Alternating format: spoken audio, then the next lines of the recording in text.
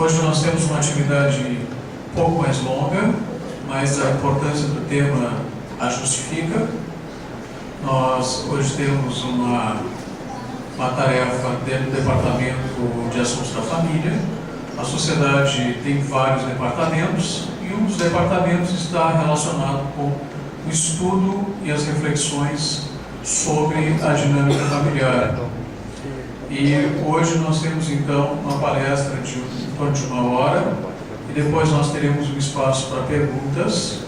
O pessoal aqui da sociedade vai estar passando um papelzinho para fazer as perguntas por escrito, depois vai recolher e vai trazer aqui para nós, para a segunda parte da nossa atividade. Então, vou passar a palavra para a Marielle, que é diretora do DAFA, do Departamento de Assuntos da Família, para fazer então a apresentação do nosso convidado. Boa noite a todos. Hoje, como já vem sido anunciado, nós teremos então a exposição de título Viver é a Melhor Opção, um olhar para o suicídio.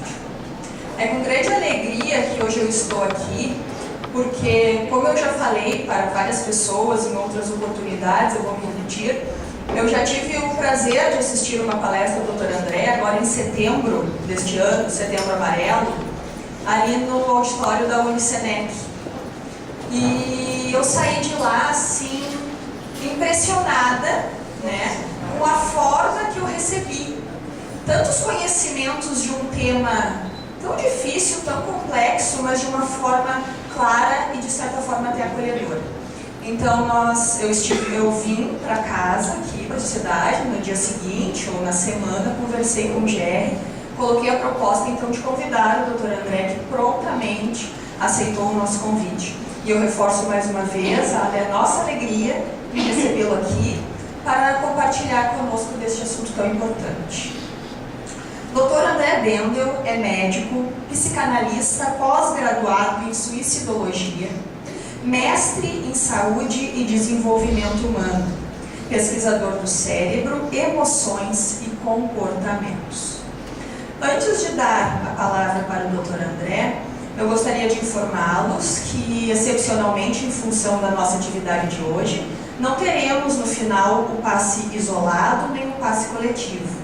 Mas quando nós retornarmos para os nossos lares, podemos ter a certeza que já estaremos retornando, já estaremos sendo atendidos desde o momento em que aqui chegamos. Podem ter certeza disso. Então, nesse momento, eu passo a palavra para o Dr. André. Seja muito bem-vindo à nossa casa.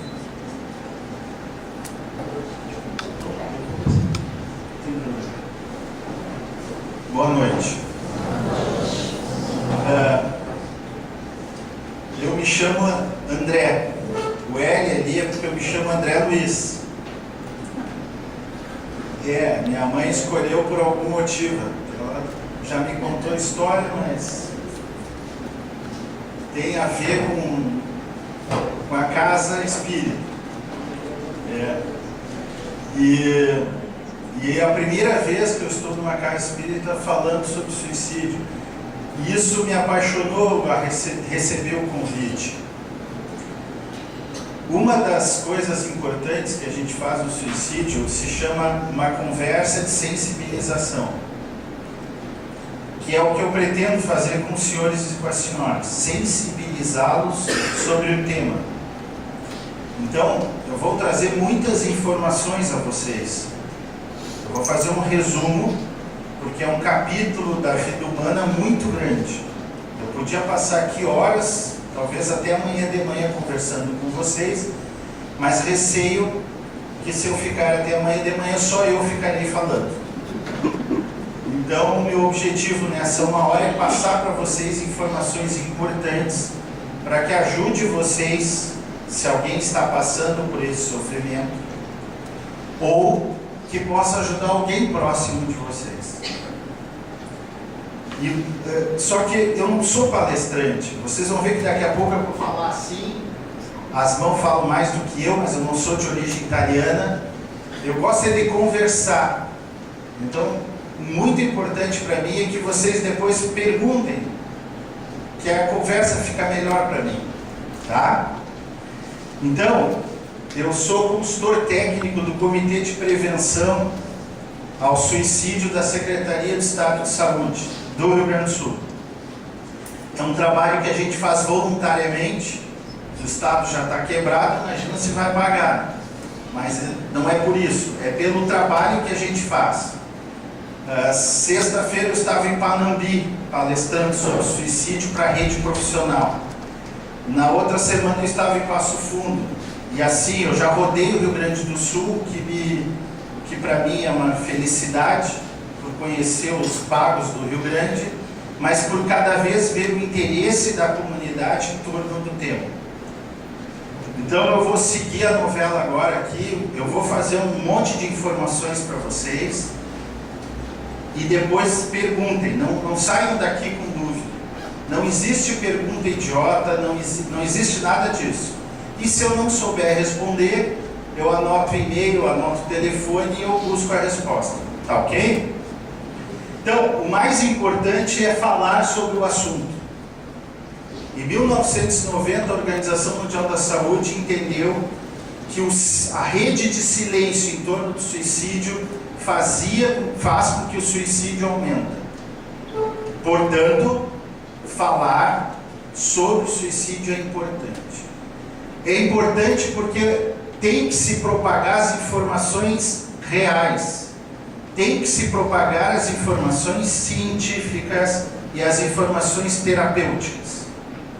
E um grave problema que nós temos no nosso mundo hoje, que é os opiniólogos, todo mundo tem opinião de tudo, leva a mais preconceito sobre o tema.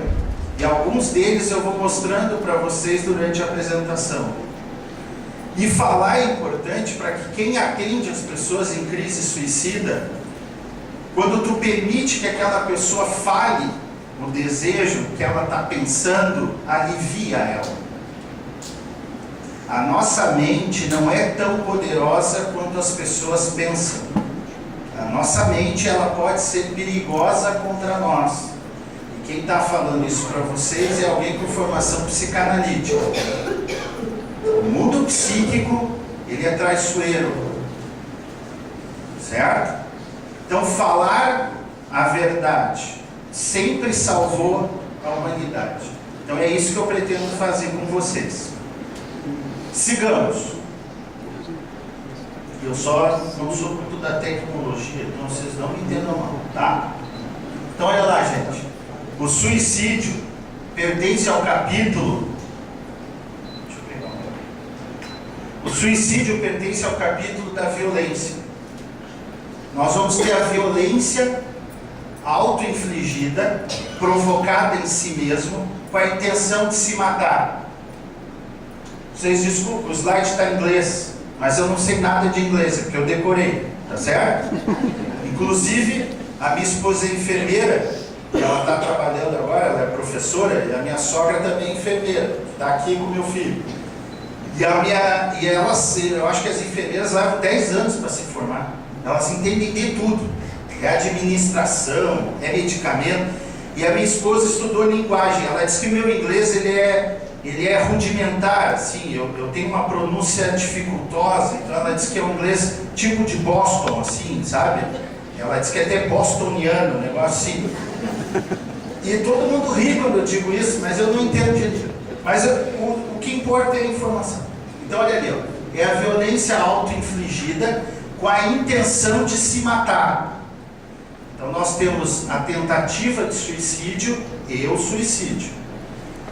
Nós temos um outro tipo de violência auto-infligida, que é aquela que não tem intenção de se matar, que é o que vocês conhecem como automutilação, autolesão.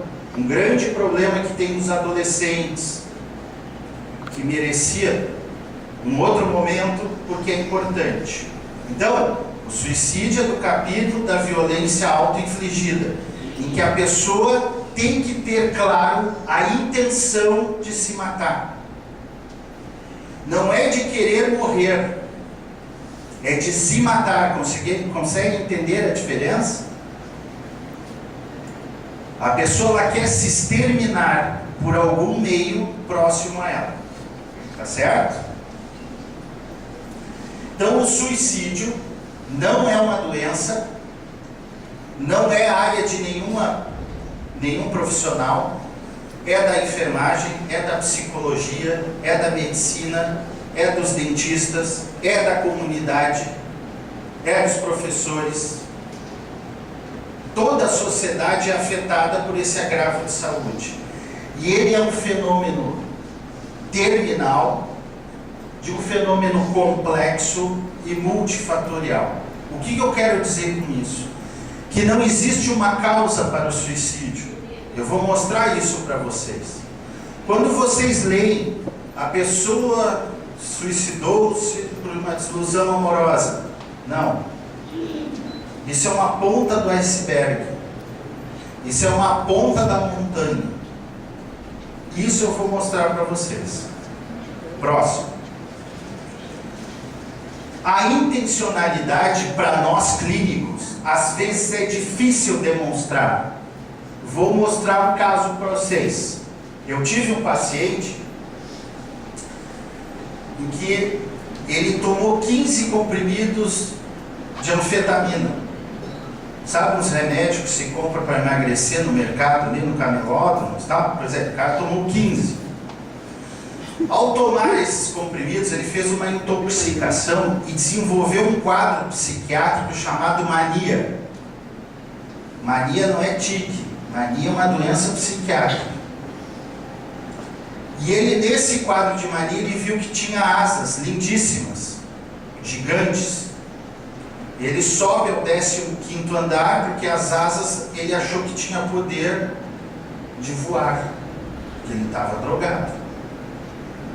Só que ele, lá do 15º andar, ele achou que voou, mas ele foi parar lá embaixo.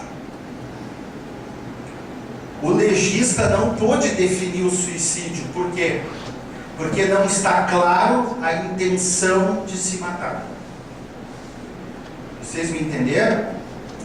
Para se definir suicídio, tem que ser claro e óbvio a intenção de se exterminar. Se não for clara essa intenção, não pode se definir suicídio.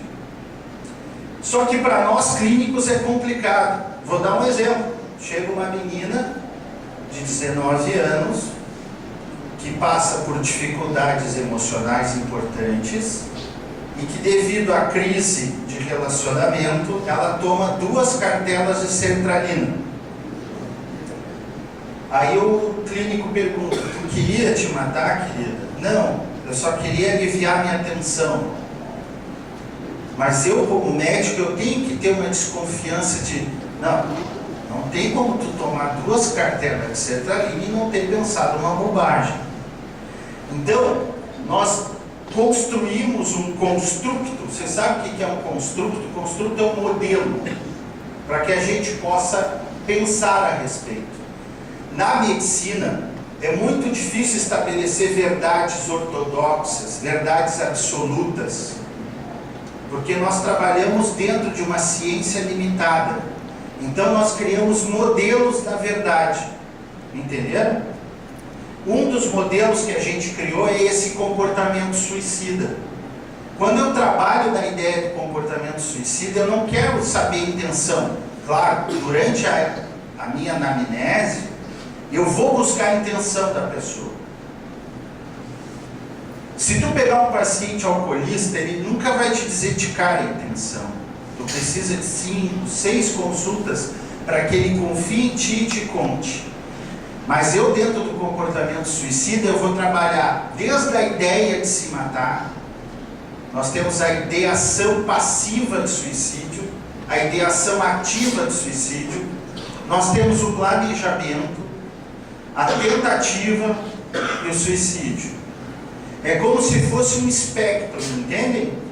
Como se fosse aquele fogo que a gente tem no fogão, que a gente bota pouquinho e vai aumentando. Entenderam a ideia? Ideia, pensamento, planejamento, tentou, conseguiu. Então aqui a gente não está tão preocupado com a intenção. Isso é o problema do legista. Eu, como clínico, eu quero tirar essa pessoa dessa vontade de tirar a sua vida. E por isso a gente trabalha na ideia do comportamento suicida. E vocês vão ver que eu vou falar muito comportamento suicida. E quando eu falo isso, eu estou falando desde a ideia até o ato final. Foi? Alguns dados para que vocês entendam a realidade. Olha só, gente. Por ano, são 800 mil mortes por suicídio. A cada 3 segundos, nós temos uma tentativa, e a cada 40 segundos alguém fez um ato suicida no mundo. Outro dado que é importante, 75% do suicídio acontece em países de baixa renda. A realidade financeira afeta muito o comportamento suicida. Outro dado, os homens em todo o mundo se matam mais que as mulheres. Mas as mulheres tentam mais. Em todo o mundo os homens se matam 4 vezes mais que as mulheres. Depois nós vamos ver os porquês. Desse lado do mundo, sabe, aqui é onde foi disputada a Copa, a Rússia. Desse lado do mundo acontecem 60% dos suicídios. O leste europeu e a Ásia. E esse cantinho da África. Desse lado é onde está mais azul. Estados Unidos, Argentina, Uruguai. O Brasil, nós temos uma taxa que é considerada de média baixa. Entretanto, no Brasil nós vamos ter um problema que eu vou falar em seguida. O suicídio é a segunda causa de morte de 15 a 29 anos. O suicídio é a segunda causa de morte de 15 a 29 anos. O suicídio mata mais do que guerra e homicídios no mundo. Os principais meios são enforcamento, arma de fogo e agrotóxico.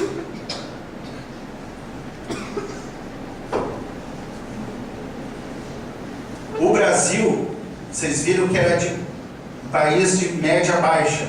São 32 suicídios que acontecem por dia no Brasil. E o estado com maior taxa de suicídio é nós. É nós. Rio Grande do Sul é o estado líder. Em segundo é Roraima e em terceiro Santa Catarina. Então falar sobre suicídio no Rio Grande do Sul é saúde pública.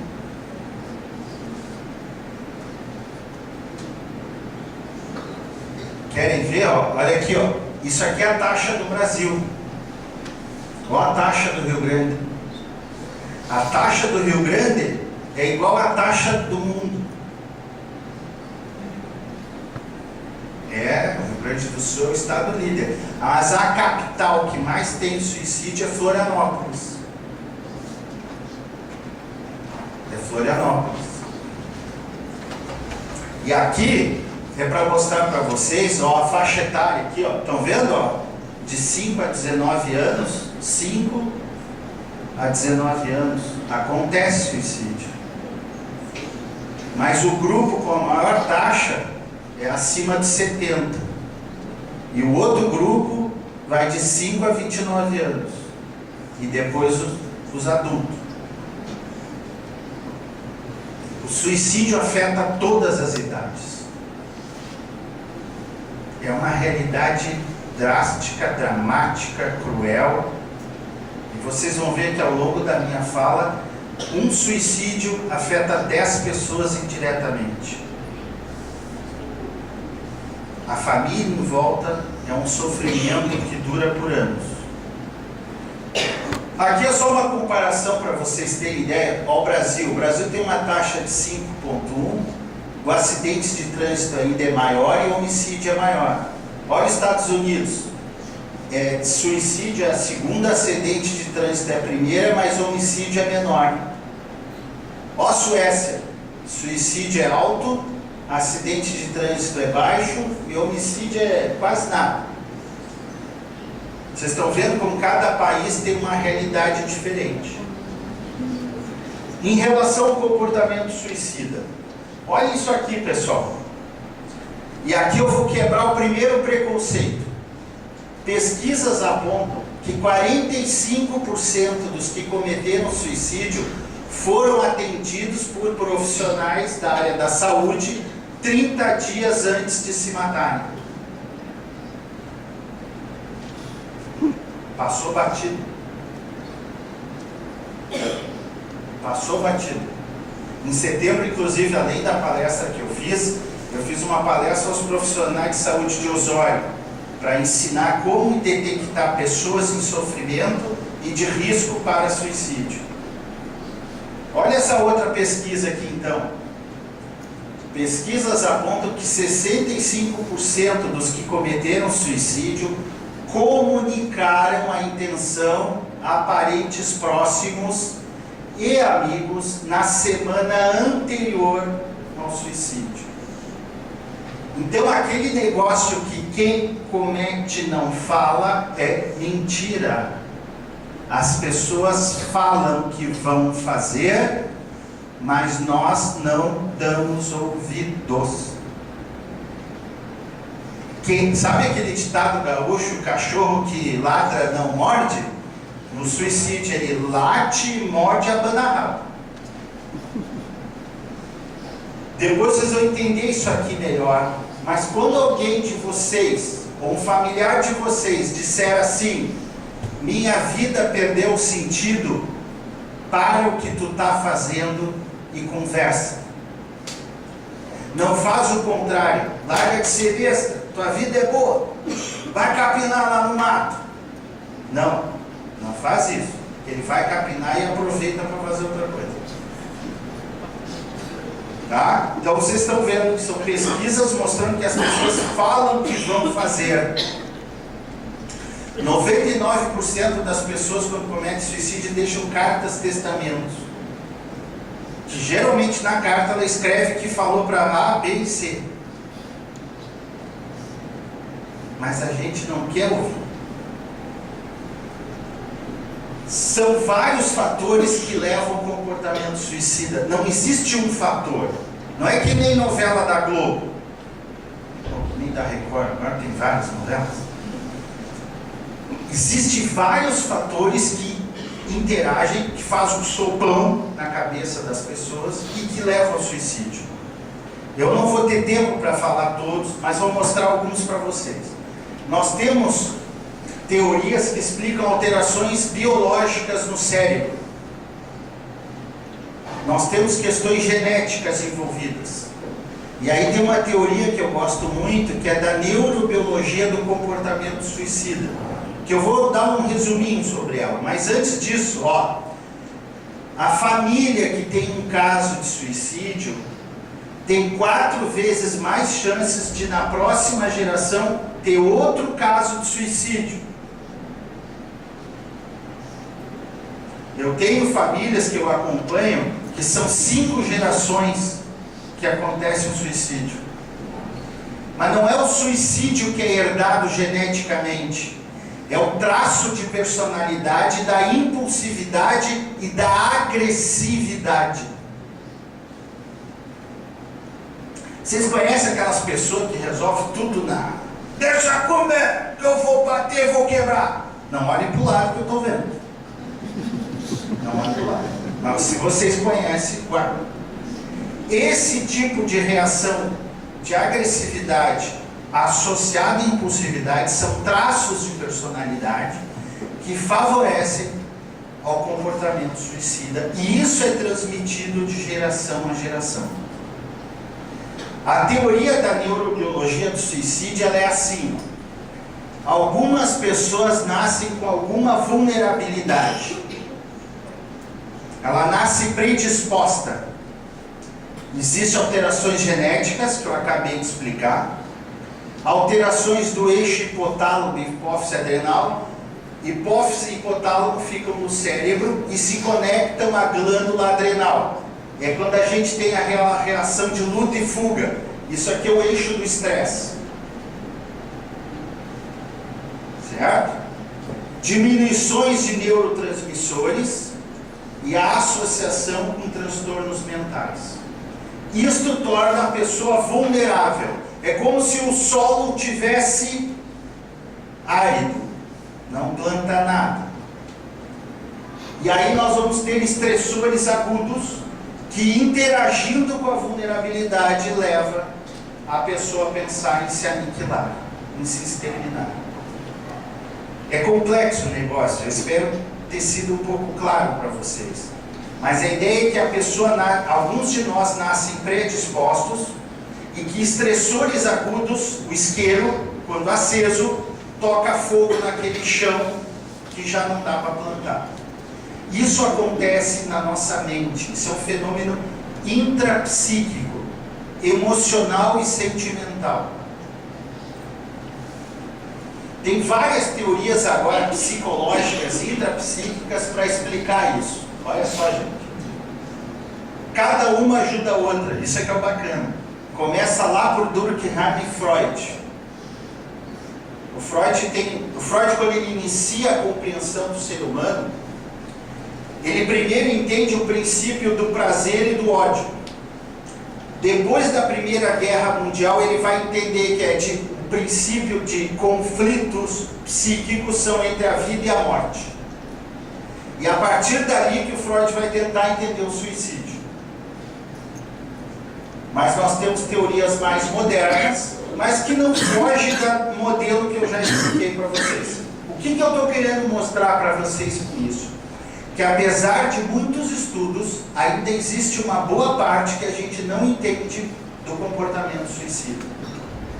E esse não entender cria um vácuo perigoso para explicações medonhas sobre o tema. E essas explicações medonhas levam a prejuízo de atendimento e de busca de ajuda por quem sofre. Captaram a ideia? Agradeço. Mas nós vamos ter um senhor que vai trazer uma luz muito interessante sobre o suicídio. Esse senhor, chamado Edwin Schneiderman, vai criar o primeiro centro de atendimento ao suicida em Los Angeles em 1958. Eu disse 1958. Olha o que ele vai dizer. A questão central do suicídio não é sobre matar-se ou morrer. É uma questão de interromper um fluxo de uma dor emocional intolerável. O que a pessoa que quer quando se mata é interromper o fluxo dessa dor emocional. Só que ele está tão atrapalhado mentalmente que ele confunde interromper a dor com sair da vida. Então aqui eu estou quebrando outro. As pessoas que vão aos suicídios estão muito atrapalhadas psiquicamente. Inclusive conversar com elas é diferente da conversa da vizinha. É diferente da conversa do boteco. A gente tem que saber conversar com essas pessoas em sofrimento. Então isso traz uma luz importante sobre o suicídio, que no fundo essas pessoas não querem terminar a vida, tanto é que elas vão com um sentimento de ambivalência até o último segundo, que é resumido naquela frase de Shakespeare, ser ou não ser. Na verdade é entre viver ou morrer, até o último segundo. E nós, profissionais especializados, a gente usa esse princípio da ambivalência na vontade de viver para ajudá-lo a sair dessa crise. Então a questão não é só tirar a vida, mas existe uma dor psíquica intolerável, subjetiva, ela não pode ser avaliada pelo outro. Eu como médico não consigo avaliar o sofrimento do outro, o que eu posso é estar ao lado. E isso faz o suicídio ser um drama. É esse senhor aqui, ó. Aqui é quando ele participou, ele fez parte de uma junta para definir se a morte da Marilyn Monroe eu nem sei quem é, mas disse que era uma loirosa lá, que tinha um caso com o presidente americano, e foi um negócio, um escândalo, coisa que não acontece no Brasil, mas esse senhor aqui ajudou a entender que a Marilyn Monroe cometeu suicídio e não foi morta pela CIA. Diz que até hoje dá discussão no tema.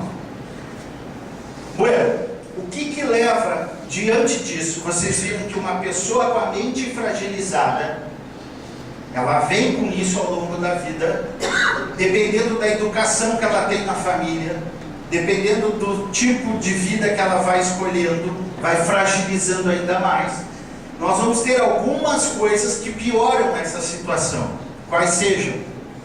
Nós vamos ter os fatores predisponentes, precipitantes e fatores psicológicos. É isso que nós profissionais começamos a buscar na história de vida para compor a ideia do nível de risco de suicídio que essa pessoa tem. Então nós vamos ter aqui, ó, doença mental, tentativa prévia. Esse é outro mito. Ah, quem já tentou não tenta mais. Tenta quantas vezes for necessário, se não for atendido. Depois da primeira tentativa, há uma chance de até 10 anos depois de cometer um suicídio. Depois da segunda, há uma chance de 5 anos. Depois da terceira, meses. Depois da terceira, é questão de meses. A tentativa prévia de suicídio é o principal fator predisponente para a próxima tentativa. Quem já tentou, se não for atendido, vai tentar de novo. Eu aposto o meu diploma com vocês. Um dos xerox. O outro é o fator precipitante, ó, que é o que vocês veem, que é o que o jornalista vê: desilusão amorosa, separação conjugal violenta. Tem a separação conjugal hoje em dia que é tranquila. Ó, não dá mais, beleza? Não, um para um lado, outro para o outro.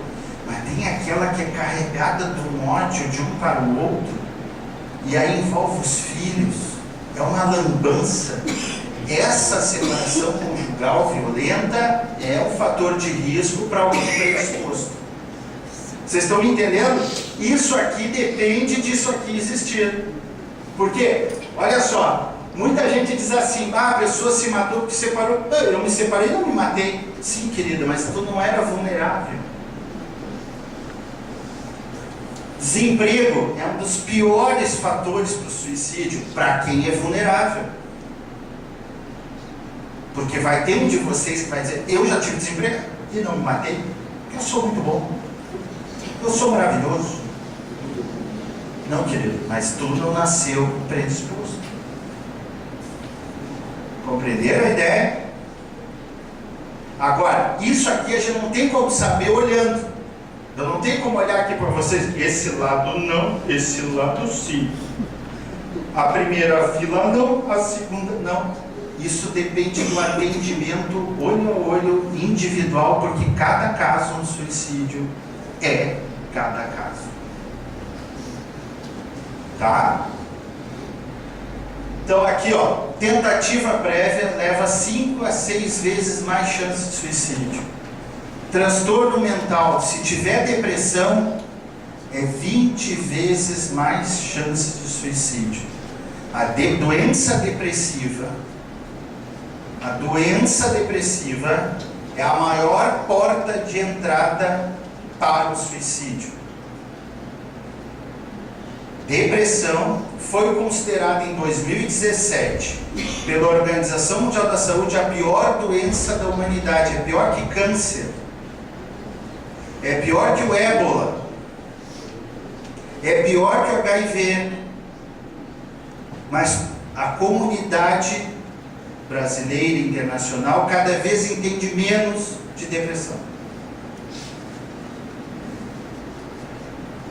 Depressão é uma doença gravíssima, seríssima e desleixada pela sociedade, mal compreendida que as informações hoje são muito boas, mas as pessoas criam teorias perigosas sobre a depressão. História familiar, uso de álcool e drogas, e não é o dependente, que é o caso grave. Basta o uso abusivo. Hoje, já tem tentativa prévia, tem depressão, história familiar e uso abusivo de álcool, gente, está feito o cenário. É só esperar quando. E isso aqui é principal para os adolescentes. E automutilação com vários episódios. Outros, idade, vocês viram que eu mostrei idade, né? Os jovens e os idosos. Se tiver história de abuso sexual ou físico, o que é abuso físico? Abuso físico é aquelas palmadinhas que não dói quem bate. Abuso sexual já está comprovado cientificamente que, feito o abuso sexual em criança, o efeito do suicídio é 35 anos depois. Aquelas palmadas que a criança tem que ser atendida no pronto-socorro, cheio de hematoma, o efeito é 25 anos depois. E depois a pessoa não sabe por que tem tanta violência. Estado civil, olha que legal. A ordem é assim, ó. Guarda a ordem. Divorciado. Separado. Que diz que tem diferença, tá? Sorteiro. Viúvo. E os casados. Ah, vocês estão lá, eu sou casado, estou fora. Ah. Mas o casado não é por causa do chinelo velho do pé torto do amor. É por causa do filho. E é por causa do apoio do resto da família. Porque quando a gente casa, não é só nós que casa, né? Casa duas famílias. Ah. Mesmo bravo com a sogra ou com o sogro, mas as famílias se casaram. E na hora do pega para capar, é com eles que a gente conta.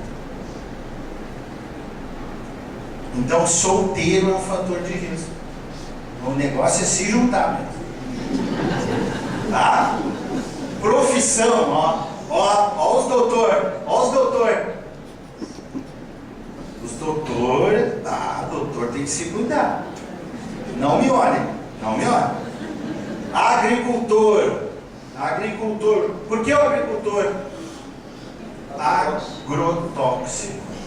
Ó, eu tenho pacientes agricultores que eles, olha o que eles dizem: doutor, fica tranquilo, está tudo preparado. Quando for o Natal,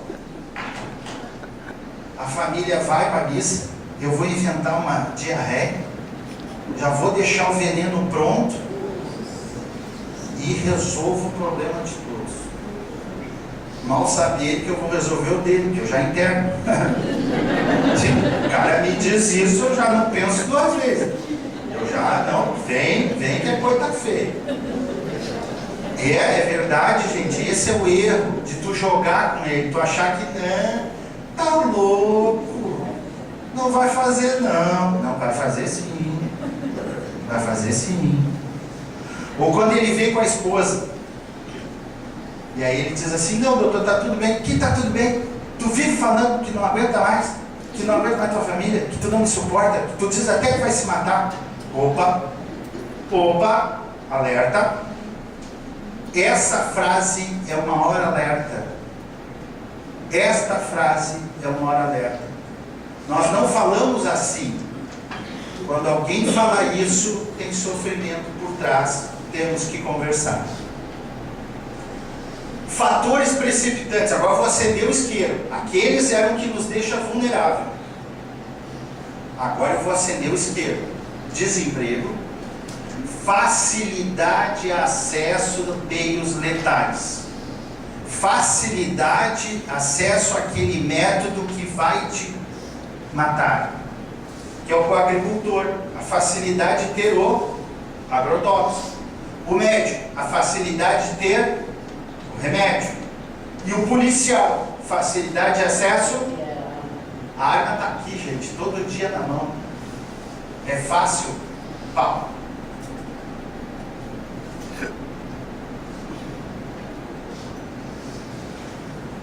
Acontecimentos negativos agudos. Cuidado. Aquela morte que acontece do nada, que a família não espera. A dor é enorme. Se tiver depressão e dá uma notícia ruim, tu pode estar engatilhando um problema. Aqui é para mostrar, e o outro problema é isso aqui, ó, violência doméstica. Violência doméstica. Violência doméstica. Um grande problema de saúde pública. Aqui é um estudo feito na Austrália, que eles fizeram de 1910 a 1990.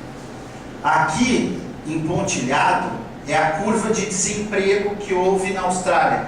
Aqui, quando houve a queda da Bolsa, em 1929, eu achava que queda da Bolsa era aquelas lojas de Bolsa que faliram. Depois descobri que era a tal da Bolsa de Valores, entendeu?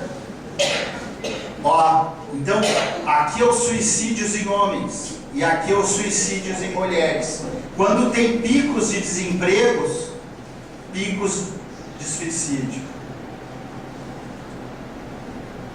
E aqui é a violência doméstica. 48% das mulheres no Brasil tentam suicídio após a tunda que levam dentro de casa.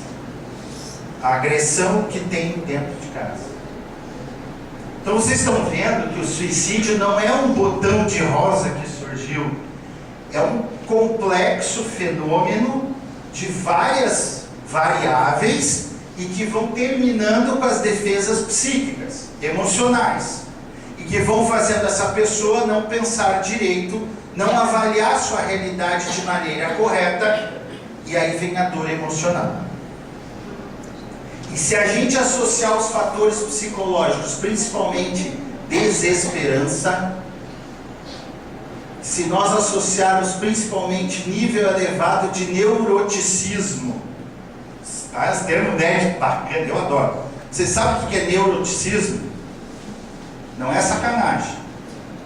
Neuroticismo, eu vou dar um exemplo. Conhece aquele desenho do leão da montanha que tinha a raposa? Ó vida, ó tristeza, ó amargura, tudo comigo dá errado. Eu não dou certo. Eu não vou fazer isso porque eu faço errado. O mundo não tem solução. Daqui 2 anos vai acabar o mundo, vai cair um cometa. Sabe, pessoas assim? Não olha para o lado que eu estou vendo. Isso é neuroticismo. Neuroticismo é uma visão negativa de si mesmo e da vida. Esses fatores psicológicos, junto com os fatores predisponentes e precipitantes, torna a pessoa candidata a achar que num conflito a saída é se terminar. E aqui os transtornos mentais, os mais frequentes, sendo que a mensagem importante é o suicídio tem relação direta com a doença mental, principalmente a depressão, que é conhecida internacionalmente como Black Dog, cachorro negro.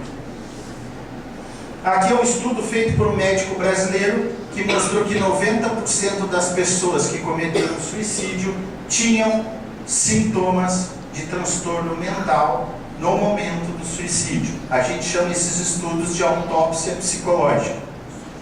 Aqui é para dar um resumo para vocês. Em relação à mente, nós temos as crises existenciais, transtorno mental comum, que é sintomas de depressão e de ansiedade com estresse, mas que a gente não consegue codificar no CID, naquele código que o INSS adora. Vocês conhecem aquele código? Isso. E nós temos a doença mental propriamente dita.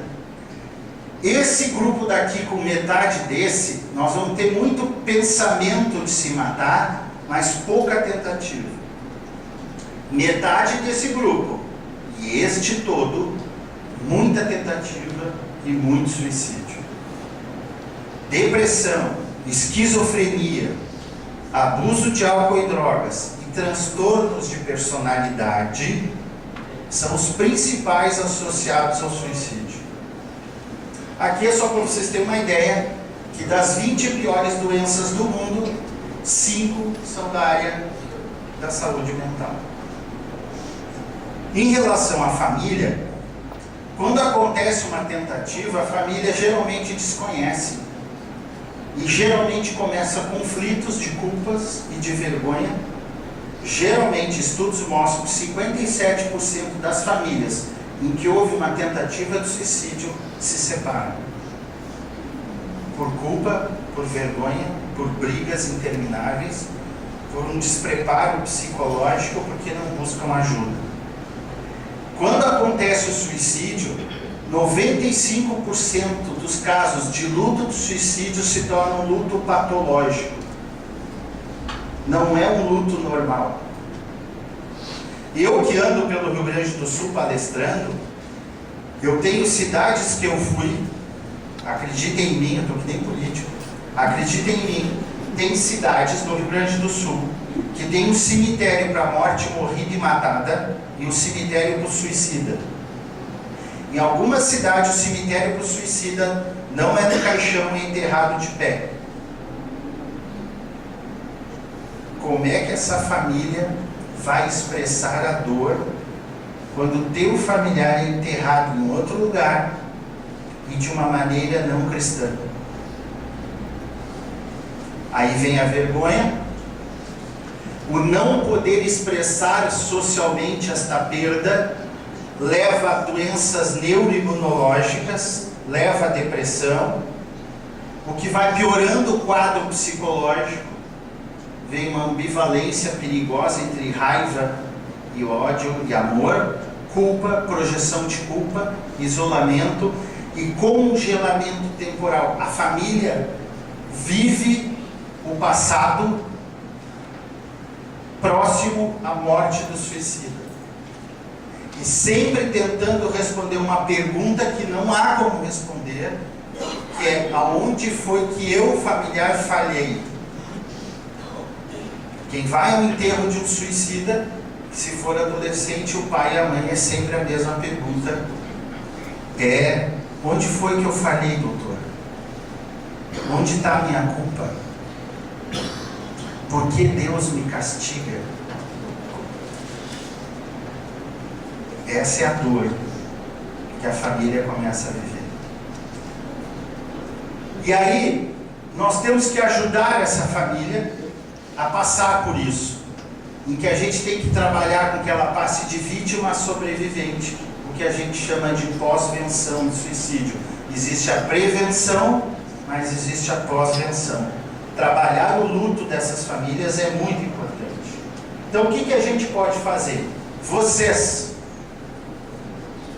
acolher. Acolher é dar aquele abraço afetuoso, sentar ao lado e ouvir. Não é para falar. Não adianta a pessoa em sofrimento começar a falar para vocês e vocês: mas tu está sofrendo por isso.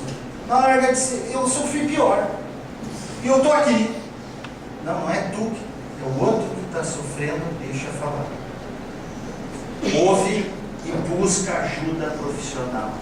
Busca ajuda profissional. Não pensem que vocês vão resolver isso num tapinha nas costas ou com frases maravilhosas da televisão ou da internet. A pessoa idosa, quando decide se matar, as últimas 24 horas são as mais felizes com a família. O jovem, para tentar um suicídio, ele tenta 20 vezes. O idoso, 2. Porque a vida está resolvida. Há uma maturidade na decisão. E uma coisa que acontece, eu sei que aqui tem muitos idosos, que a humanidade não se dá por conta que o acordar no outro dia de uma pessoa com 30 é diferente do acordar do outro dia de um 80. Essa brevidade que a vida dá, essa percepção de não mais imortal, assusta, deixa triste, e a família não quer ouvir. Tanto é que quando o idoso, nós temos que conversar, porque talvez a vida... Não, nem fala isso aí. Se eu falar isso aí, ou pai, ou mãe, ou avô, tu vai estar chamando. Não tenta nem falar nada. E aí a pessoa fica com aquele sentimento de sofrimento interno. Outro sinal importante, eu quero me matar. É diferente de eu quero morrer.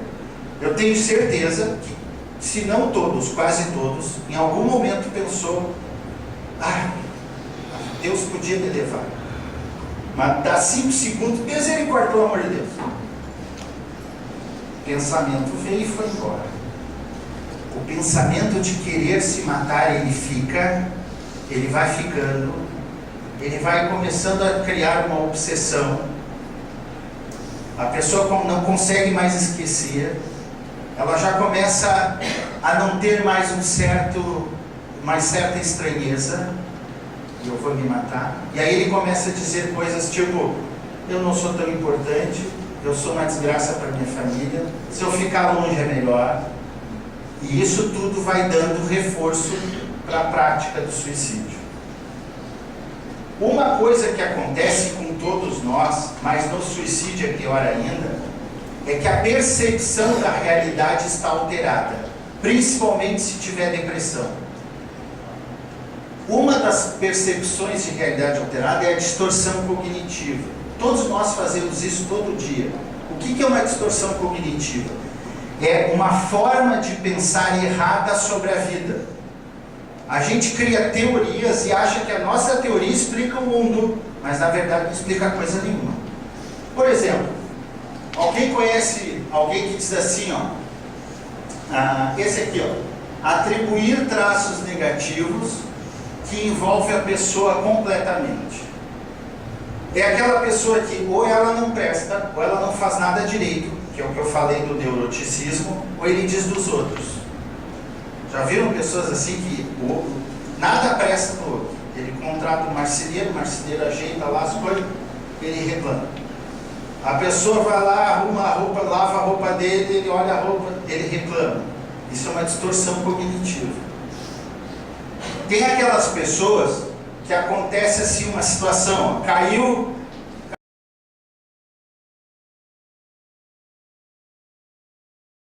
isso aqui.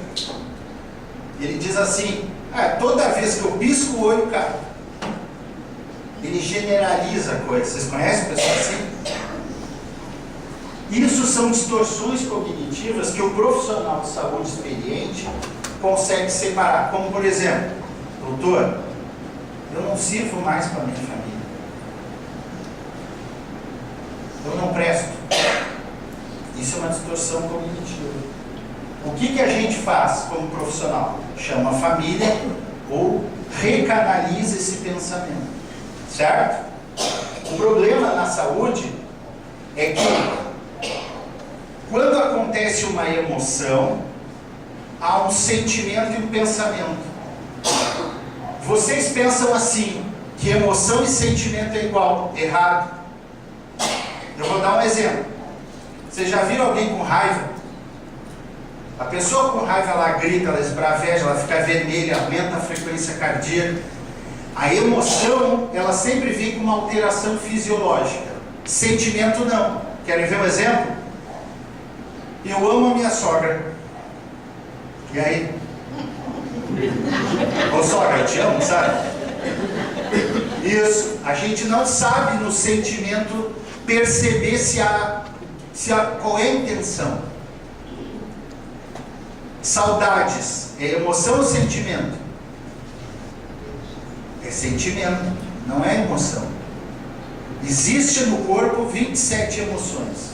Nojo, tem aquele desenhozinho que tem o nojo, a raiva, a tristeza, a alegria, o medo. Isso são emoções, porque são acompanhadas de alterações.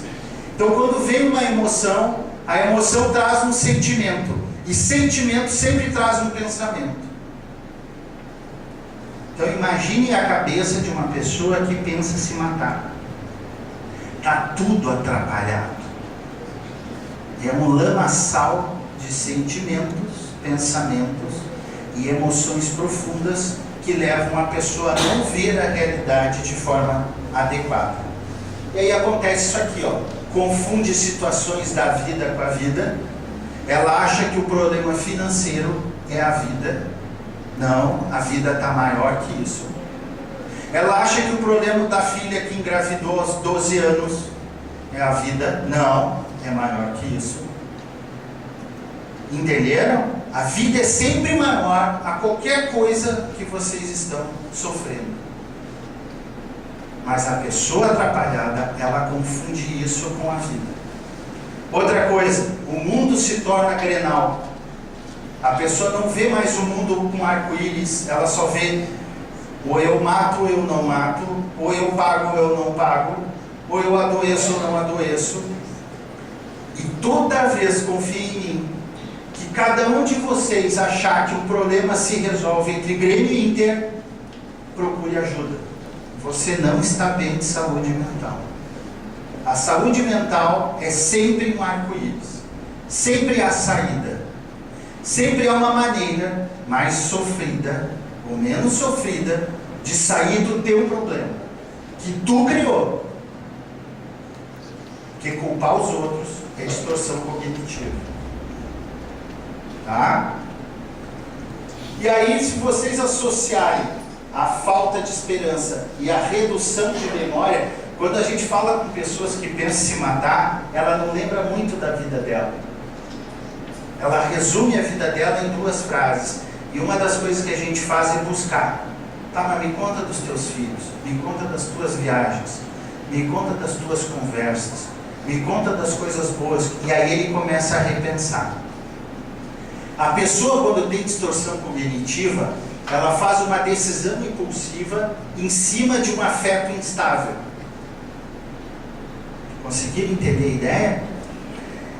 Quando tu está pensando errado, tu é impulsivo e as tuas emoções, teus sentimentos, que a gente chama de afeto, te prejudicam em vez de te ajudar.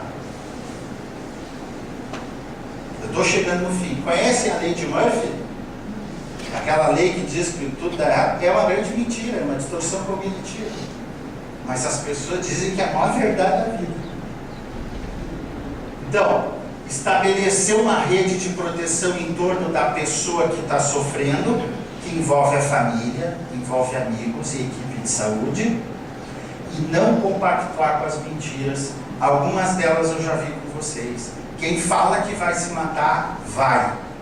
Quem já tentou uma vez, vai tentar de novo. Quem fala de sofrimento precisa ser escutado e não desvalorizado. O mundo está cada vez mais cheio de depressão. Não adianta negar a depressão.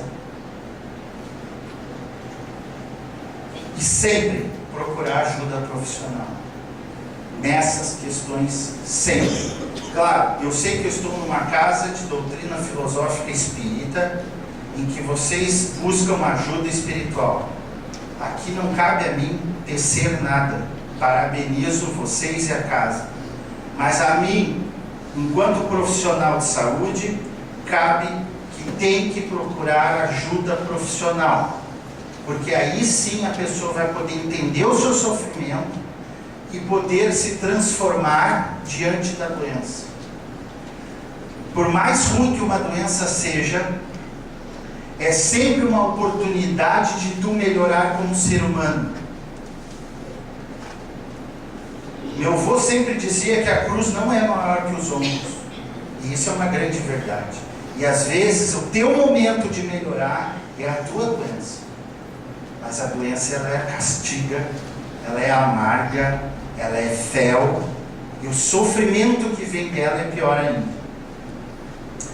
Então a mensagem que eu queria deixar para vocês é que a gente só pode viver uma vida que é de cada um de nós. Por isso que a gente não nasceu 2. Mas tem gente que quer viver a dela, do filho, do marido, do bisavô, do cachorro, do periquito, do papagaio. Aí ela sofre.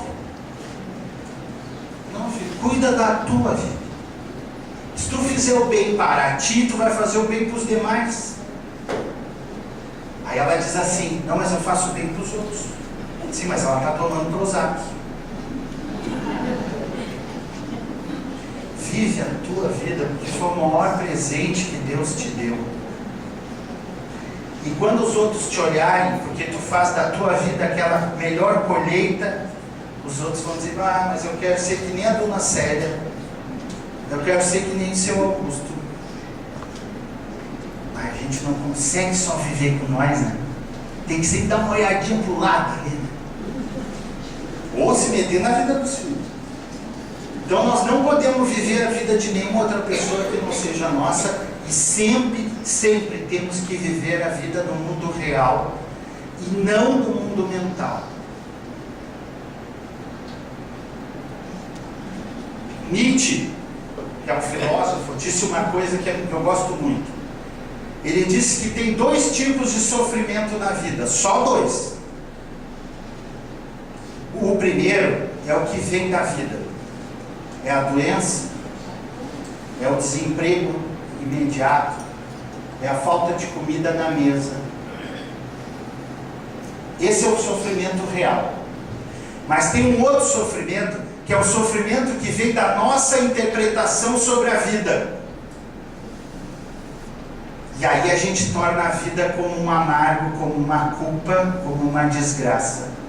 E a partir daí a gente não vê mais a vida como ela deve ser vista.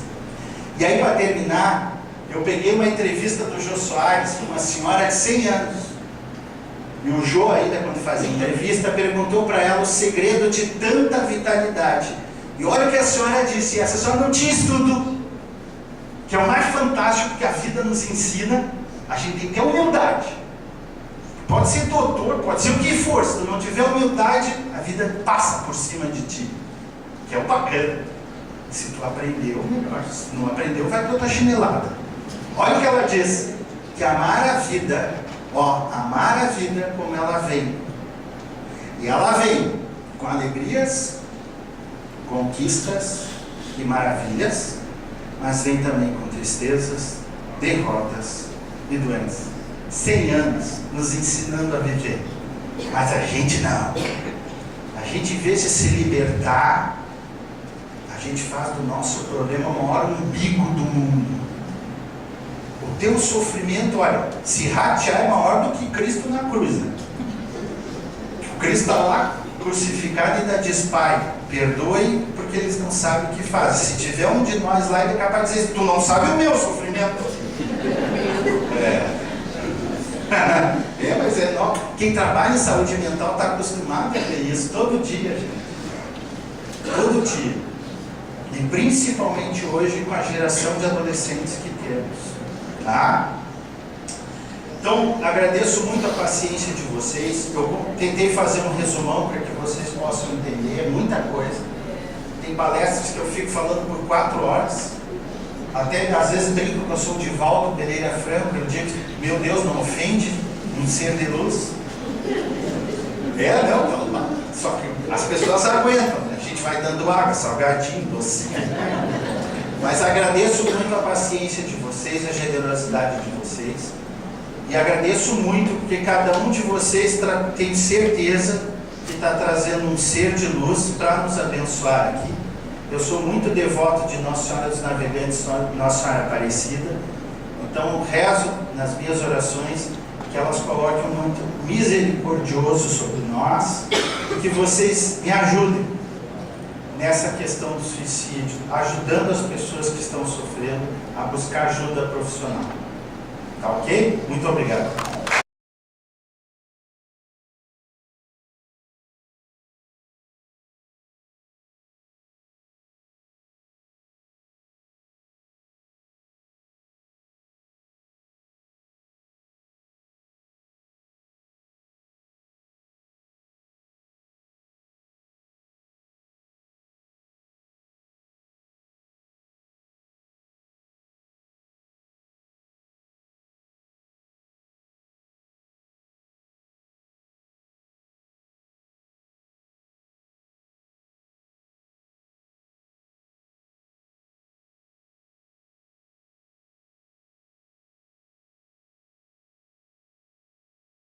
Palestra numa casa espírita, né? Aí tu falaste também que a gente procura ajuda espiritual, mas que tu estás aqui para nos dizer, né, pelo lado da ciência. Eu não posso falar de todas as casas, mas eu posso te falar desta onde eu frequento. Nós aqui prezamos muito pela fé raciocinada, o que Allan Kardec, né, nos deixou. E essa fé raciocinada nos diz sim que deve haver um paralelo entre a ajuda espiritual e a ajuda daqueles que estão na Terra prontos, que estudaram para também nos auxiliarem. Então, essa é a mensagem que aqui, pelo menos, nós passamos. Que este paralelo é importantíssimo. Nem só um e nem só o outro, mas os dois juntos.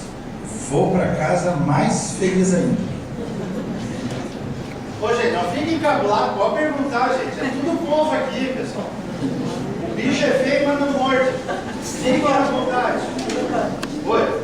O senhor falou que o Rio Grande do Sul é o estado que tem o maior número de suicídios e a cidade, qual é a zona? É Porto Alegre? Ó, a tua pergunta é interessante, é a seguinte, ó. Nós trabalhamos com duas formas de números. Nós temos o número absoluto. A gente conta quantas pessoas se mataram, tá? Isso vai dar Porto Alegre, Caxias e Pelotas.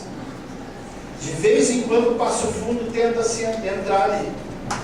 Mas tem um outro número que a gente pega o número de mortes pelo número de habitantes. E aí, querida, vem 3 Lajeado, 3 de Maio, Gramado. E no relatório da violência de 2012, a 19ª cidade era Osório, do Brasil.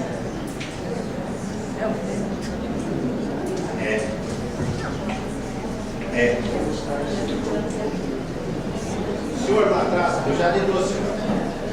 Eu estive numa palestra agora, dia de setembro, e uma coisa interessante, André Luiz, né? O psiquiatra que nos deu essa palestra é Emmanuel. E ele trabalhou em várias cidades, e ele falou né, nessa palestra que ele trabalhou em Venâncio Aires. Isso. Segundo ele, uma das cidades com maior índice de suicídios também. E uma coisa muito interessante, assim, a forma e o local. É uma coisa, segundo ele, 100% dos pacientes que ele atendeu, 100% dos pacientes que ele atendeu em Venâncio Aires, todos eles, 100%, tinham histórico de suicídio na família. E a maioria envolvendo galpão, enforcamento. E sabe o porquê de Venâncio Aires? Miscigenação alemã. Os estudos no Rio Grande do Sul mostram que um dos fatores é ter sido de família alemã. Os alemães levam a vida muito a sério e fracasso leva a depressão e leva ao suicídio. As cidades com os maiores índices do Rio Grande do Sul são todas herança alemã. Antigamente se pensava que era por causa da colheita do fumo. Não, é pela herança alemã. Eu tive agora em Panambi. Panambi é de herança alemã, alto nível de suicídio. Eu terminei a palestra e por educação, eu não atendo lá naquela área, eu tive que atender umas 20 pessoas por causa do sofrimento. Acharam lá uma sala para mim, aí eu fiquei orientando para buscar e tudo. Então, a Venâncio Aires, um dos motivos é esse, mas muito bem colocado pelo senhor. Tinha essa senhora aqui, eu te passo. Os meus familiares antepassados houve um monte de suicídio. E eu tenho depressão. Eu faço tratamento psiquiátrico. Isso resolve? Sim. O fato de tu fazer tratamento psiquiátrico te permite não ter uma distorção de realidade. E outra coisa, quem faz o tratamento, ele sabe entender quando está em sofrimento e pedir ajuda. Esse é o outro problema do suicídio. Muitas pessoas que cometem suicídio não sabem pedir ajuda. E pais e mães, vós e vós, ensinem seus netos, ensinem seus filhos a pedir ajuda. Não façam entender que isso é um fracasso na vida. Parem com essas teorias de família, vai lá e te vira. Mas dá um exercício para o filho ou para o neto para que peça ajuda. Essa humildade salva a vida. Porque às vezes a gente vai estar em dificuldade e pedir ajuda é a melhor saída. É viver a vida real. Não criem pessoas que acham que vão sempre vencer a vida e que a vida é um sonho material a ser realizado. E uma das coisas que pedir ajuda ensina é reconhecer o sofrimento. É dizer assim, nego velho, hoje eu não estou bem. E eu ando muito triste. Eu vou buscar ajuda. Ensinem isso. Por favor. Isso é prevenção ao suicídio. Então a senhora reduziu o risco. Tá? O histórico familiar te predispõe. Mas tu te tratando, tu reduz o risco. Não abandone o tratamento. Não ache que a senhora saiba mais que a vida. Faça seu tratamento. Se tu achar que está muito bem, busca o teu médico e diz, olha, eu acho que posso parar o tratamento. O que tu acha, doutor? Mas não faz que nem a maioria. Eu estou bem, não preciso do remédio. Não dá 4 meses, então lá. Quero remédio. Esse efeito sanfona para o mundo mental é horrível. eu já passei por isso. Então segue o tratamento. Nós temos mais uma pergunta do auditório, depois nós vamos entrar aqui com as perguntas que foram passadas para nós. O que fazer quando tem todos os agravões? Tem a depressão, tem o histórico familiar, tem a tentativa e não se faz um tratamento. Onde procurar ajuda? Para mim, tratamento é tu tomar remédio e fazer psicoterapia. Só tomar remédio para o mundo mental é perigoso. Deixa eu explicar uma coisinha rápida. As doenças, elas têm 2 lados. Elas têm um lado objetivo, que é que nós médicos detectamos quando fazemos exames ou quando examinamos vocês. Mas toda doença tem um lado subjetivo, que é o lado de vocês, como vocês se percebem doentes. O que nós profissionais com experiência, às vezes tu entra para um lado, às vezes tu entra pelo outro. Então o que eu sugiro para ti, nesse caso, é buscar ajuda psicológica, porque o psicólogo vai poder entrar e restabelecer a ideia de realidade que está perdida nessa pessoa. Nós temos então aqui uma questão relativa à diferença que o senhor fez sobre a vida real e a vida mental. Daí a pessoa coloca a questão da vida virtual em relação aos jovens, o uso frequente de videogames, internet, redes sociais. Isso daria dentro de um fator ou algo predisponente também esse processo? Muito. Quem fez essa pergunta aí? Parabéns. Muito boa essa tua pergunta. A vida mental, eu não sei, eu fui muito breve, eu vou sentar um pouquinho, tá, gente? É assim, ó, a vida mental é quando tu acha que sabe tudo da vida. Eu vou dar um exemplo muito doido. O teu filho chega e diz assim, pai, eu quero ser bailarino. Eu tenho certeza que 99,9% dos pais tá louco, vai morrer pobre, vai virar viado. Mas como é que o pai sabe se o pai não foi bailarino? Esse é o pai da vida mental. Uma caricatura, é tipo marido e mulher. O cara chega às 3 da manhã com mancha de batom na camisa. A mulher pergunta, de onde tu veio? Não adianta tu responder, ela já decidiu a tua vida. Né? Eu um dia disse para minha esposa, meu amor, eu estava de plantão, botei a roupa, eu estava saindo, aí chegou a parada cardíaca, eu me abaixei para fazer a massagem e passou a coisa na boca da paciente. Aí Adiantou não, dormi no sofá uns 10 dias. Entenderam? Isso é vida mental. A vida mental, a gente não quer saber a vida real. A gente já decidiu tudo aqui. A gente já decidiu que o Brasil vai virar uma porcaria. A gente já decidiu que o Grêmio não vai isso, que o Inter não vai aquilo. A vida não tem saída. A vida real. E o mundo virtual é uma extensão desse mundo mental. Quando eu me envolvo ali na internet, eu não estou olhando para quem eu estou falando. E quando eu não olho para quem eu falo, eu não sei se eu fiz uma porcaria e tenho que pedir desculpas. Ou se eu fiz uma coisa boa e ganhei um sorriso. Porque no mundo virtual, a minha mente, eu sou perfeito. E aí eu não tenho algo que é muito importante, que é relação humana.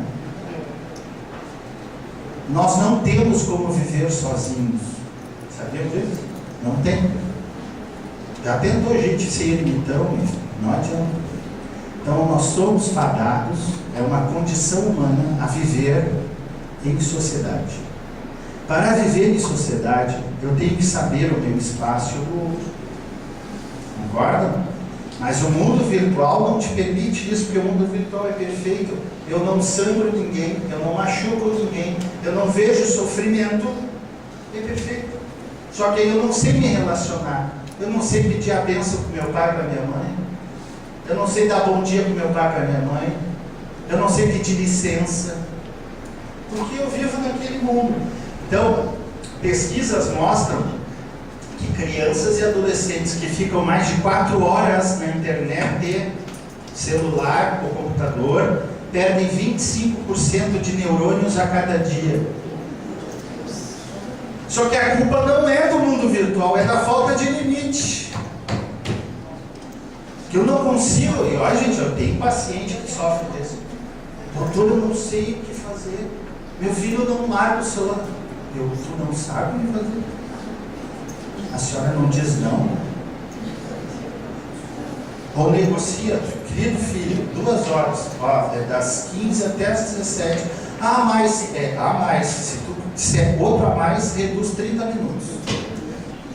Pronto. Agora, eu sábado só que estive lá na festa da Helena. Aí a minha cunhada dizia para minha mãe, eu sentado ouvindo, que coisa que eu mais gosto de ouvir é a conversa dos outros. Mas eu guardo em segredo, tá? Aí a minha cunhada dizia que o meu sobrinho, meu afilhado, que tem 6 anos, ficava horas na internet. Aí a minha mãe, que é uma senhora idosa, com aquela lógica aristotélica, tá, então tira o celular, mas aí ele me atrapalha. Eu tenho que fazer minhas coisas. E aí eu dando risada, né? Porque minha mãe já resolveu o problema, tira o celular. Não, mas não é. Como não adianta? Como é que o filho atrapalha uma mãe e um pai? Como? Que mundo doido é esse? Então a tua pergunta é muito boa. O mundo virtual é só uma extensão da nossa vida mental. Achar que sabemos tudo da vida, mas a vida sempre nos ensina umas armadinhas, umas chicotadinhas. Tá? Essa questão, como os familiares eles podem ajudar aquela pessoa que está precisando de uma assistência médica especializada? O que fazem? Como é que eles podem? Que iniciativa que eles podem ter? Muito boa essa pergunta. Quem é que fez? Agora eu estou preocupado.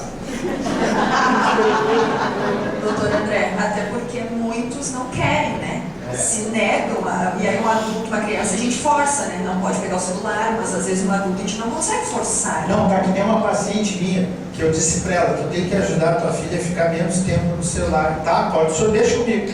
Voltou 15 dias, doutor, não deu certo. Então por que, querida? Porque assim, doutor, terminava o almoço, eu limpava a mesa e dizia para ela ficar sem o celular. Aí a senhora, eu ficava vendo a novela e mexendo no meu. Entenderam?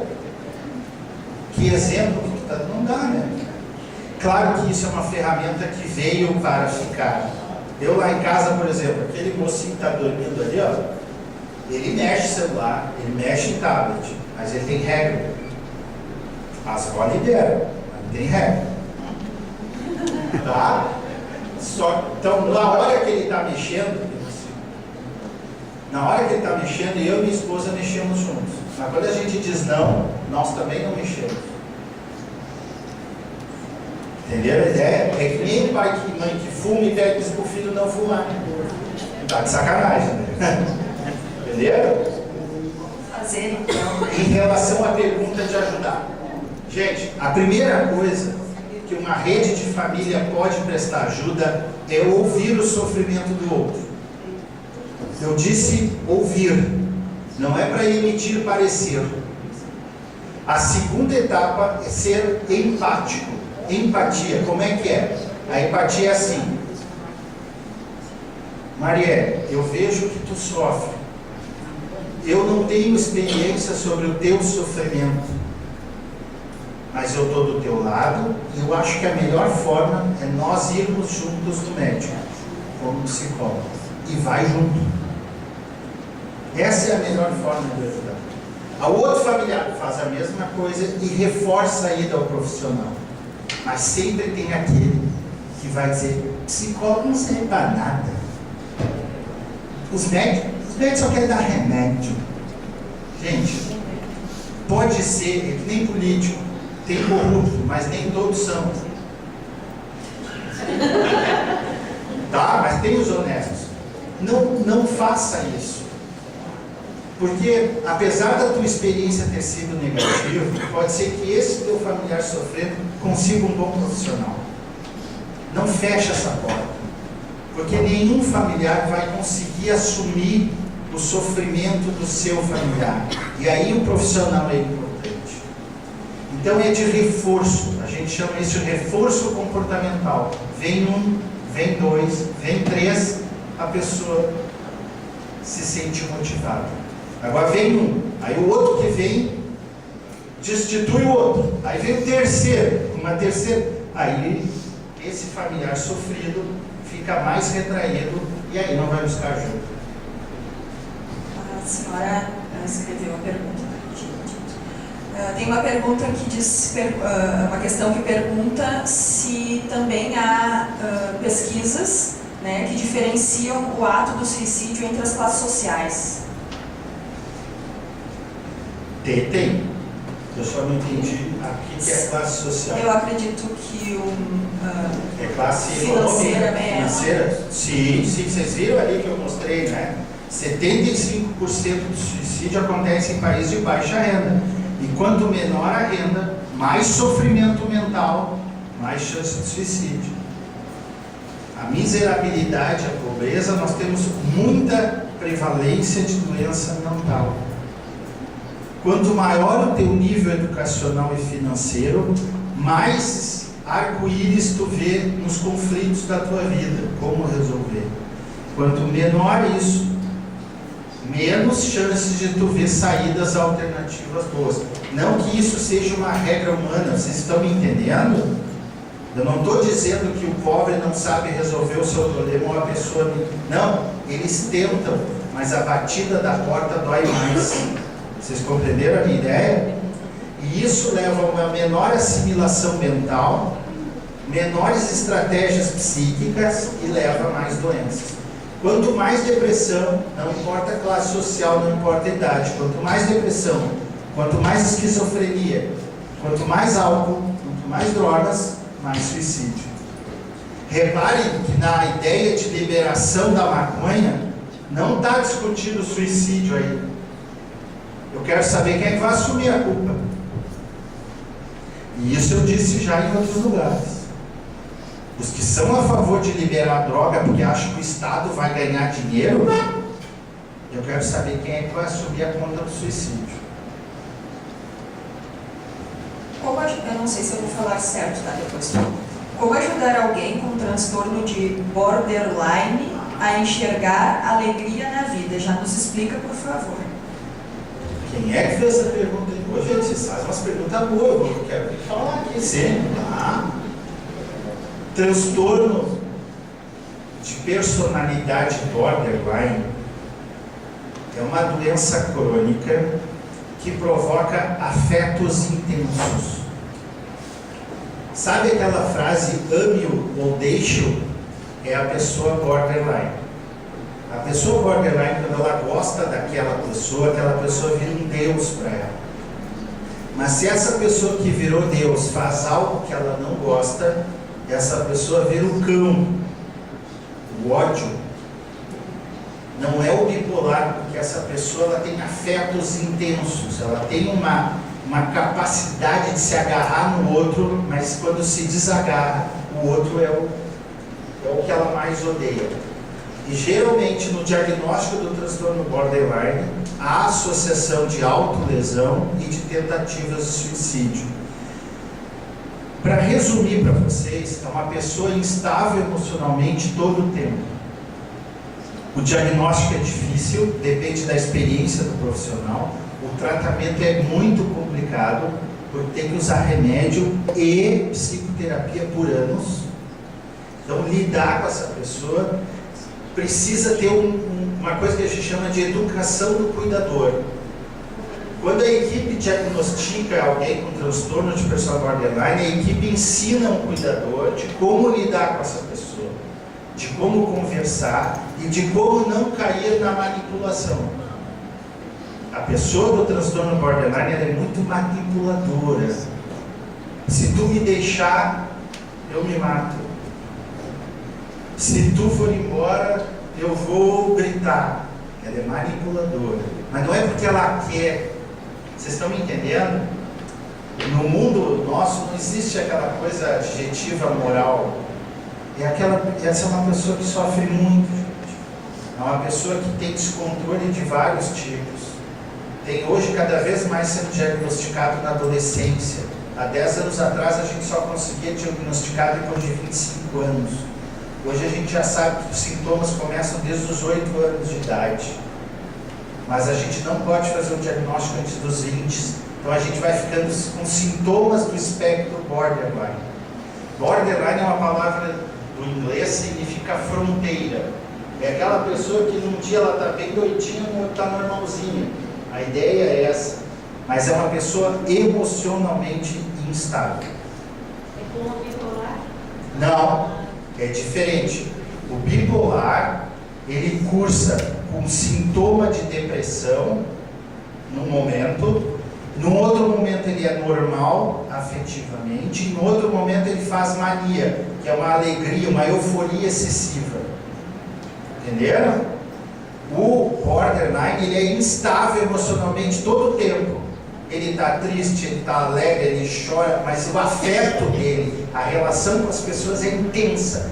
Ela odeia, ela ama demais. O bipolar não. O bipolar ele não tem essa relação tão forte, é com ele, com o afeto dele para o mundo. Quando eu falo afeto, eu falo sentimento e emoções. Quando eu falo pensamento, é cognição. Tá?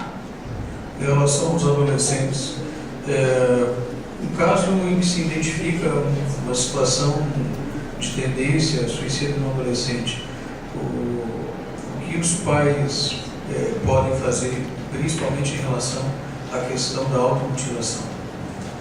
Muito boa pergunta. Primeira coisa que os pais têm que fazer é aceitar a realidade. Olhar para o teu filho ou para a tua filha e tu está te cortando. E não espancar. Tem muito pai e mãe que primeiro espanca e depois vai no profissional. E ainda quando entra na sala do profissional médico, ele diz assim, conserta esse que está tudo bem. Então a primeira coisa a família é aceitar que teu filho, tua filha sofrem emocionalmente. Não adianta aqueles verbetes que tu viveu uma vida pior, que tu tinha que capinar o aipim às 4 da manhã com teu avô. O sofrimento é subjetivo. No momento que aceita que teu filho ou tua filha sofrem, o próximo passo é buscar ajuda profissional. E teu filho e tua filha, o adolescente, ele é complicado, ele vai dizer que não quer. Mas não existe querer. Lá em casa é democracia dirigida. Vocês conhecem o modelo? Meus filhos podem decidir dentro do que eu dou para decidir. Não tem que escolher fora disso. Pai e mãe é a mesma coisa. Filho e filha, eu sempre confio em ti, mas agora nós vamos no médico ou no psicólogo. Ah, mas eu estou bem, é porque naquele dia tu brigou comigo, porque tu não, porque tu... Tudo bem. Só que o pai e a mãe não sabem te ajudar nessa hora. Mas o pai e a mãe sabem que tu precisa de ajuda e nós vamos. E leva ao profissional. Os casos de automutilação precisam de psicoterapia. Raramente respondem à psicofarmacologia, mas em alguns casos, quando há transtorno mental associado, tem que tratar. Então não aceitem, não com amargura, não com culpa, aceitem que o seu filho está passando por um sofrimento e busquem ajuda. Isso é que tem que ser feito. E não exponham o filho de vocês. Não é para ir contar para a vizinha na festa da família do Ano Novo. Não exponham. Isso piora o sofrimento do adolescente. Mas isso não é para guardar em segredo de família e resolver ali. Buscar ajuda profissional. Não sei se a palavra aqui está correta, mas a pessoa pergunta, o que é distimia? Boa pergunta. E no caso dela ter várias predisposições, assim, a questão do suicídio, o que poderia determinar que ela não... Distimia é uma pessoa que cursa com sintomas depressivos e irritabilidade. É um mau humor crônico. E a pessoa mal-humorada crônica, ela sofre muito. Quando ela cursa com sintoma depressivo mais intenso, ela pode pensar em se matar. E aí é pior ainda, porque quanto mais irritada, mais depressiva, e aí tudo piora. Muitos alcoolistas têm distimia. E aí é um ciclo vicioso, álcool distímico. Ele diz que ele bebe para terminar com a irritabilidade, com a depressão. Só que aí o álcool piora isso. E às vezes o tratamento é tratar a distimia, e aí a pessoa sai do álcool. Muitas pessoas em depressão vão para o alcoolismo. E o segredo é tratar a depressão. E o álcool cai fora por consequência. Outras vezes é o contrário. É o álcool que leva à depressão. E aí tem que tratar o álcool. Quais os tratamentos mais indicados para a depressão? Eu acho que assim, como fator secundário da fibromialgia. Tá, nós estamos aí falando de várias coisas. Só deixa eu falar essa outra que talvez você possa englobar todas. A depressão, se não for tratada, pode matar? Então vamos lá. Hoje, gente, depressão é um saco de gato. Nós temos a pessoa com depressão unipolar, nós temos a pessoa com a depressão unipolar leve, moderada, grave, e a depressão que cursa com psicose. Nós não temos um tipo de depressão. E outra, a depressão do homem é diferente da depressão da mulher. Não é o mesmo sintoma. Só um pouquinho. E todos os médicos, psicólogos ou psiquiatras têm condições de chegar nisso? Sim, é para ser. Mas isso é o mundo ideal, né? A gente tem que entender que somos humanos. E a depressão é uma doença crônica. Essa cronificação é que dificulta o diagnóstico. Mas vou voltar à minha resposta anterior. Então, conforme a depressão que nós estamos falando, se é uma depressão leve, o tratamento é psicoterapia. Pode entrar com remédio, mas o melhor é ter psicoterapia. Moderada, grave, psicótica é medicamento forte, psicoterapia.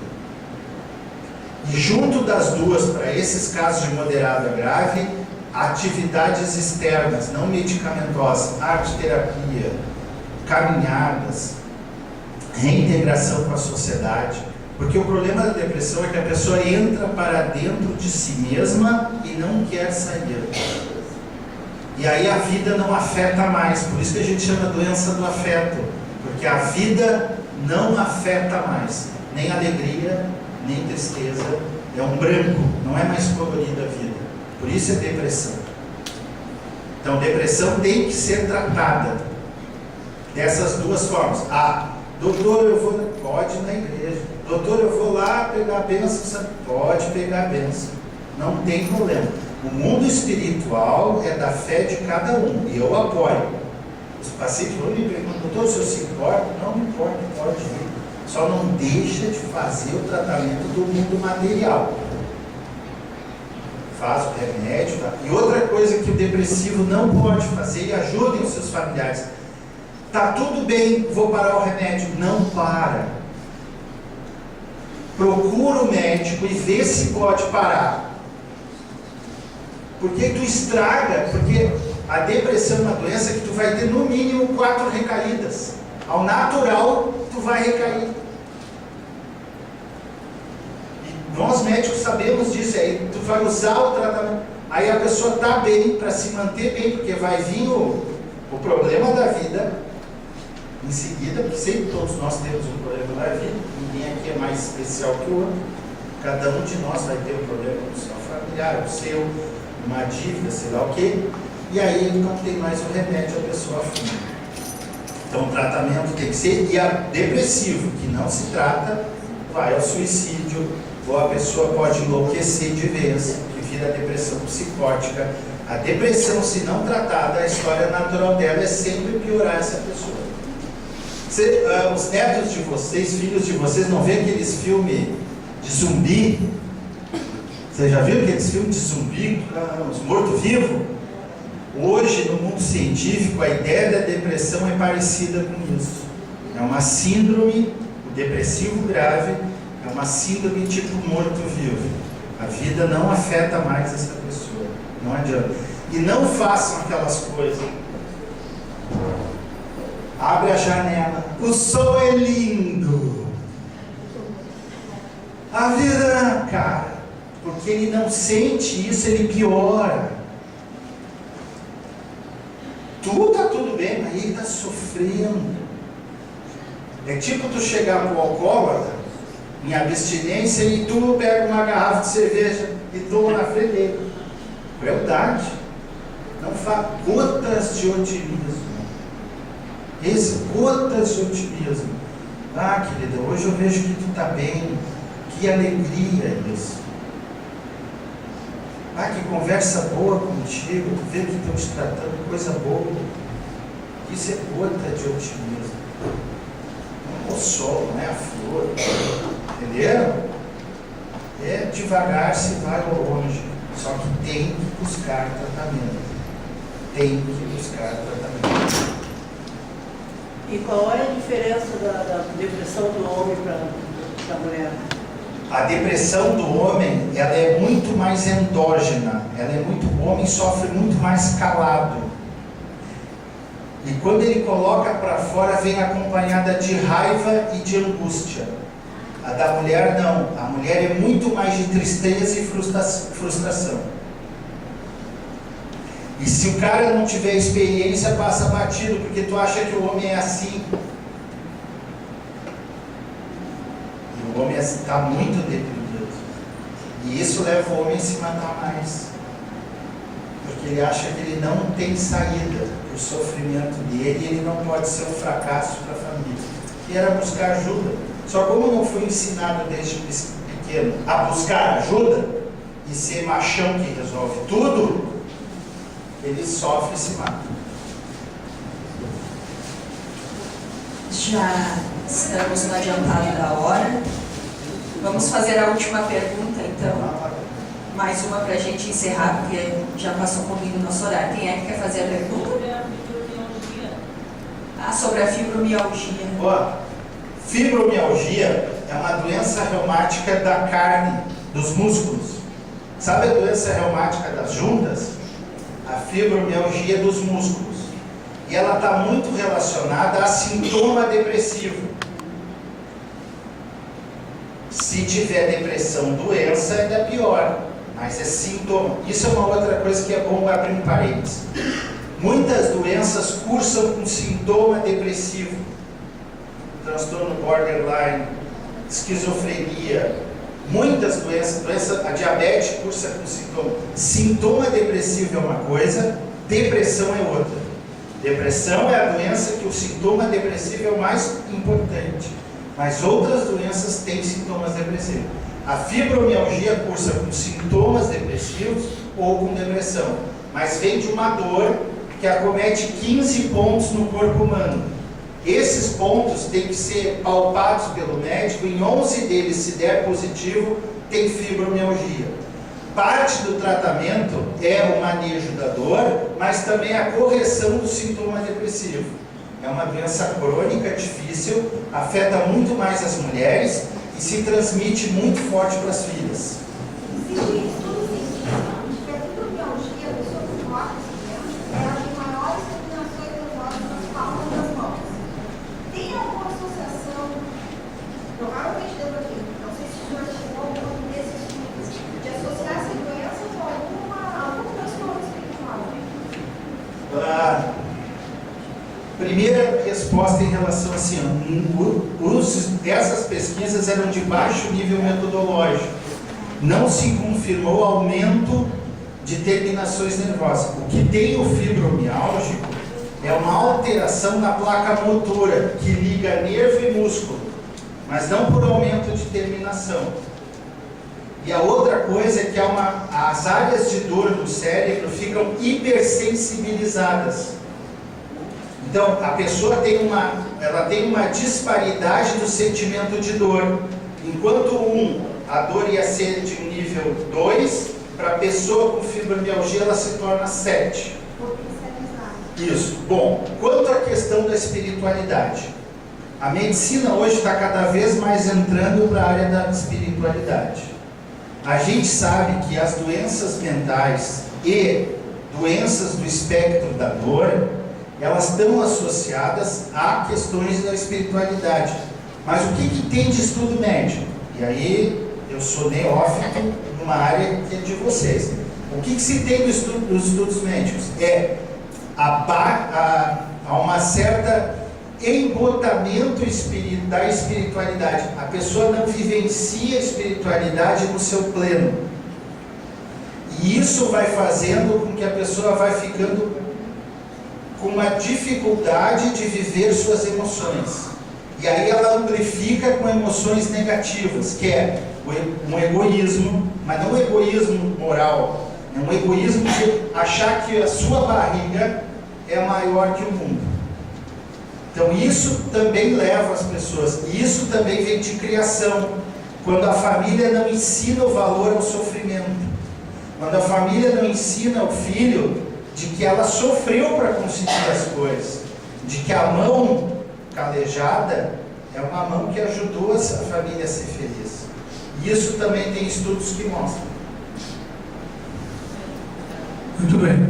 Então, nós queremos agradecer ao Dr. André e dizer que a sociedade hoje cumpre o seu papel social, né, de estar organizando esses momentos de reflexão, de estudo, trazendo especialistas que abordam dentro da ciência as suas contribuições que dialogam com a espiritualidade.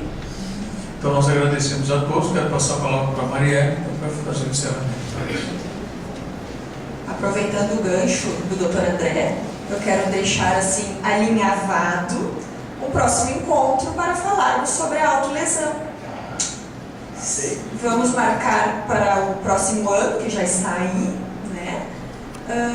A gente vê com o pessoal da escala, das exposições, com a disponibilidade do Dr. André, mas então já deixamos assim alinhavada essa oportunidade e já convido vocês, assim, antecipadamente, para estarmos juntos nessa próxima ocasião, que será também divulgado.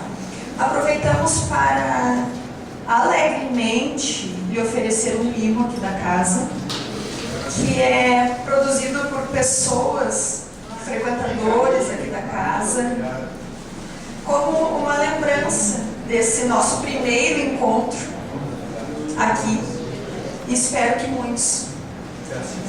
Foi uma honra tê-lo aqui conosco e que essas vibrações que nós estamos compartilhando possam nos acompanhar até os nossos lares. Boa noite a todos e muito obrigada pela companhia de todos vocês.